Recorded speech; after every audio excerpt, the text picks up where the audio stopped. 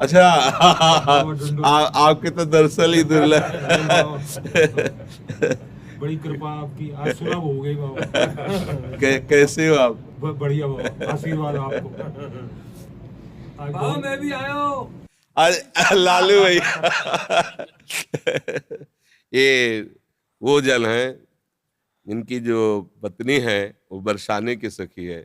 जब हमें कहीं रोटी नहीं मिलती तो आखिरी घर में इनके जाते थे मांगने और कहते कि राधे बाबा मिली, तुम चुप हो, नहीं मिली बाबा ना, हाँ माता जी नहीं, अरे बैठो बाबा बैठो, बैठ नहीं, मतलब एक जगह पाना, अरे बाबा हमारी श्री जी का तू है, काहे को सब प्रपंच सोचता है, एक जगह पाना, बैठ। सालों प्रायः मिलती ही नहीं थी शाम की रोटी, तो ये है मतलब माँ जैसे प्यार करने, ब्रजवासियों का प्यार, मतलब अरे छोटे छोटे बच्चे ऐसा ये घेर लेते और बाबा ये प्रश्न, वो बाबा काशी की बात बताओ बाबा, मतलब ब्रजवासियों का जो प्रेम है ना वही भगवत प्रेम प्रदान करता है, ब्रजवासी कृपा। अब ये बालक था, इससे कहा लालू भैया यार मेरे सौभाग्य में तो नहीं आ रहा कि मैं वृंदावन वास करूं, तू बोल दे तो मुझे विश्वास है वृंदावन। बोले जा बाबा हो जाएगा वृंदावन। लालू को दे दियो वो होली की वो मैंने ललता ने भेजी है बाबा। अच्छा अच्छा प्रसादी बाबा चुंदरी बरसाने गई ना बाद होली वाले दिन, तो बाद में लाडली जी की बाबा बहुत बहुत उनकी ओढ़ी भैया महाराज जी, ओढ़ी भैया श्री जी की चरण प्रसादी हो। जी जय हो।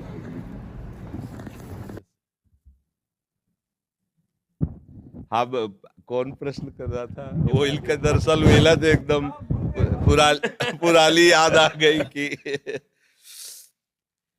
बहुत बहुत इनके जो पिताजी थे ना गृहस्थ में रहते हुए परम सन्यासी, मतलब ऐसी सदगति तो बहुत बड़े परमहंसों की होती जैसे तुम्हारे बाबा की हुई, ऐसी मतलब आंखों देखी बात, एक बूंद पानी नहीं, एक अन्न का टुकड़ा नहीं, बच्चों की तरफ आंख खोल के देखना नहीं। अंतिम जो स्थिति थी ना, केवल बिहारी जी भगवदाकार वृत्ति, सर हमें लगता कई दिन तक ऐसी स्थिति रही कि उन्होंने पानी भी नहीं पिया। बरसाने बोले दर्शन करके आऊंगो, बरसाने से दर्शन करके जैसे ही घर आए बोले आज से मेरा अन्न बंद है, हाँ अन्न नहीं लूंगा, खाली दूध लूंगा और ठाकुर जी को चरणामृत। आखिरी दिनों में ऐसा सूख के शरीर, ऐसे जैसे योगियों का प्राण जाता है ना, ऐसे इनके बाबा बिल्कुल निरपेक्ष, ना बच्चा न बच्ची न बहू, किसी से कोई मतलब, गृहस्थ और जीवन भी सन्यासी जैसा।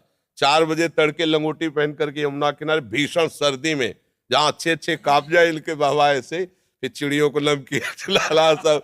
कोई संत अगर प्रणाम कर दे तो तुम्हें तुम्हारे गुरु और इष्ट की कसम है, अगर प्रणाम किया ऐसे कहा, बिल्कुल इस सख्त।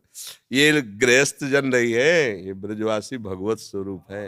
मन में भाषा में जी आती है उनकी बाबा, मैं अपने मनी मन में आपसे कभी कही नहीं, आज कह रहा हूँ बाबा चैन से रहो, चक्र भजन करो, तुम्हें ठाकुर जी मिल जाए, जी बात कहते हो आप। हमें पता है आप सबके आशीर्वाद से ही, नहीं तो अब कब, तो देखो इनकी रोटी पा करके हम जिए हैं। आज भी बच्चा भगवत कृपा से हमारे भोजन में पहले ब्रजवासी करना आता है, 3-4 ब्रजवासी हैं जिनकी रोटियां आती हैं, तो हम जीते भी ब्रजवासी। देखो चाहे जो कुछ भी हो, एक बात काम की बात, ये सब तो बात तो बहुत है।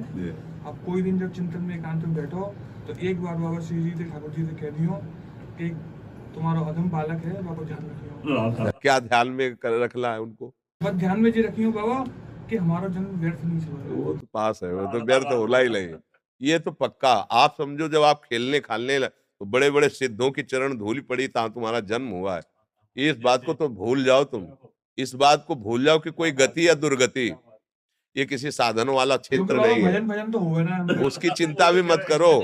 काहू के बल भजल को काहू के आचार, और ब्यास भरोसे कुंवर के सोवत पाव पसार।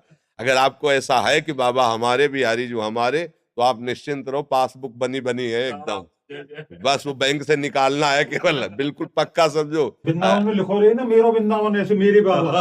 बाबा जो कहते ना ये इनके इन प्रकार चाहे कछु भी हो कैसे भी हो, कोई ना कोई संत भगवान स्वरूप में ऐसे ही 9 बजे तक दोनों लगे रहते।